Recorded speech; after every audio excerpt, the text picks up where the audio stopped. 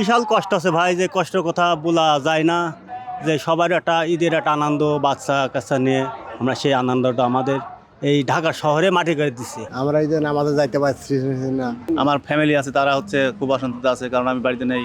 এখন তো খাওয়া দাওয়া কোনো হোটেল মোটেল কিছু নেই, সব বন্ধ। সবাই নামাজ পড়তে যাচ্ছে, আপনারা এখানে কেন? এখনো গরু নিয়ে আমরা বিপদের ভিতরে আছি, বেচা কেনা নাই।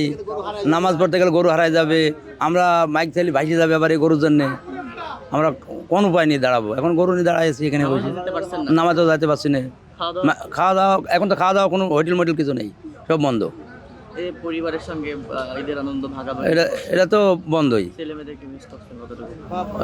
সব বন্ধ এখন। মানে যা দেশে ওর মারা যা করবে তাই। আচ্ছা আচ্ছা, খুব খারাপ লাগছে। একটু বলবেন কি পরিস্থিতি আপনাদের? ভয়ঙ্কর খারাপ অবস্থা, যা ভাষায় প্রকাশ করার মতন ক্ষমতা নাই। নামাজও দিতে পারছেন? নামাজ যেতে পারছি না। তারপরে বাড়িতে যে আমার ফ্যামিলি আছে, তারা হচ্ছে খুব অশান্তিতে আছে, কারণ আমি বাড়িতে নেই। সব মিলে ভয়ঙ্কর অবস্থা। কেমন গরু বিক্রি হয়েছে? গরু নিয়ে এসলাম হচ্ছে আমাদের ইতে প্রায় 40টা, গরু বিক্রি হয়েছে 10টা। 10টা। এই 10টার মধ্যে তো অনেকে লস করে। হ্যাঁ, 10টার ভিতর প্রায় 5টা গরুতে লস, আর 5টা অনেক খরচ তো। এই যে আবার হচ্ছে এমন বাড়ি যাইতে হলে সেই গরুগুলোকে আবার ডবল টাকা ভাড়া দিয়ে নিয়ে যেতে হবে, এবং সেই গরুগুলোর অবস্থা তো খুব খারাপ। একটু বলবেন আপনি কি পরিস্থিতি আপনাদের? পরিস্থিতি আর কি বলবো, আপনি তো দেখতে পাচ্ছেন। আমরা এই যে নামাজে যাইতে পারছি না, এই যে কাপড় নাই চোপড় নাই, আর গরু নামাজ পড়তে গেলে তো গরু আর একজনে নিয়ে আবার বাঁচবে, তাইলে এমন পরিস্থিতি হয়েছিল এর আগে? এমন পরিস্থিতি হয়েছিল এর আগে। বারবার এমন হচ্ছে কেন গাবতলীতে? গাবতলী ওই যে মানিকগঞ্জ সিংড়া থেকে গরু নিয়ে এসি, এদের গরু নিয়ে এসি ঝামেলা করে, আর গায়ে বকন মানে দুধের বাছুরটাও নিয়ে আসে। এবার হচ্ছে বড় গরু খুব কম বিক্রি ছিল না? বড় গরু বিক্রি হবে কি, ওই যে গায়ে দুধের বাছুর নিয়ে এসছে, আর গাভী নিয়ে এসছে, বাচ্চা বাড়িতে বাঁধি গাভী নিয়ে চলে এসছে, সেগুলো বিক্রি হয়েছে। সেগুলো বিক্রি হয় নাই, ওই ঘোরত নিয়ে গেছে। সব মিলে পরিস্থিতি ভাইয়া দেখেন, আমাদের বাসা দূরে, আমরা এই যে হাটে আইছি গরু লয়া। এখন ধরেন এই গরুটা দেখার মালিক, যার মেন মালিক ব্যাপারী সাহেব, এ তো গেছে। এখন এই গরুটার পাহারাদার হিসেবে আমাদেরকে রাখছে। এখন আমাদের আল্লাহ তাআলার কাছে ক্ষমা ছাড়া আর কিছু করার নাই।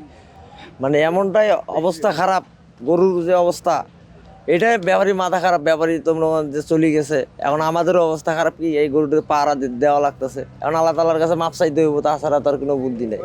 নামাজে যেতে পারছেন না, খারাপ? হ্যাঁ, এটা তো অবশ্যই খারাপ লাগতেছে, কারণ আজকে একটা বড় বাড়ির মনে করেন ফ্যামিলি, আর ওর কাছে থাকতাম, নামাজ কালাম পড়তাম, আল্লাহর ইবাদত করতে পারতাছি না। এর মানে আর দুঃখর ভিতর কি করবো, থাক এর ভিতর। জি ভাই, কেমন কষ্ট হচ্ছে? তো বিশাল কষ্ট আছে ভাই, যে কষ্টের কথা বলা যায় না। যে সবার একটা ঈদের একটা আনন্দ, বাচ্চা কাচ্চা নিয়ে আমরা সেই আনন্দটা আমাদের এই ঢাকা শহরে মাটি করে দিচ্ছি, বুঝছেন।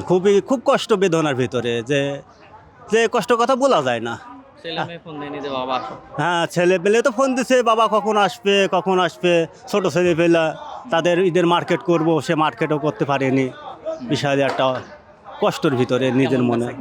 বেচা কিনা খুবই নর্মাল, আগামী বছরের সাথে এই বছরে মনে করেন একটা লসের ভাগ দেওয়া লাগছে। লস আছে, আরও লস, মানে 3 গুণ লস। এই যে নামাজে যেতে পারছেন না ঈদের দিন, এই কথা বলছেন ভাই, বুকটা ফাইটে আছে। মুসলমানের ছেলে হিসাবে গোসল করব, পরিষ্কার হব, পবিত্র হব, নামাজ পড়বো, তাছাড়া পোশাক এইভাবে তো নামাজ হয় না। এ তো বিশাল কষ্ট, বেদনাময় আসছে। হ্যাঁ, বছরে 2টা দিন আসে, ছেলে পিলে নিয়ে ছেলে নিয়ে ঈদটা করবো, সেটা হলো না। খুবই দুঃখের বিষয়। এই কথা আর বলি ভাষায় বলতে পারছি না। খাওয়া দাওয়া কীতে দেবে? আমাদের তো এখানে ওই পাউরুটি কলা এইসব খাচ্ছি, আর হোটেল তো বন্ধ, আর হোটেলের পরিবেশও ভালো না, খাবারের অতিশয় দামের এমন কথা বলছে, ওদের আচরণ ব্যবহারও ভালো না। ঠিক আছে, এখন আমরা এই যে গাড়ি ভাড়া করছি, এখন ইনশাল্লাহ আমরা বাড়ি থেকে রওনা দেবো, সেটা গাড়ি নিয়ে চলে যাবো। হ্যাঁ, লসে, খুব লস। হ্যাঁ, সকালবেলা পরিবারের সাথে কথা হয়েছে, তারা ছেলেপিলে আব্বু কখন আসছো, তা না বলা গরু বেচতে পারেনি, তাই এখন আর আসতে পারছি না। যাই আমরা ইনশাল্লাহ গাড়ি ঘোড়া ঠিক করে আমরা আসছি।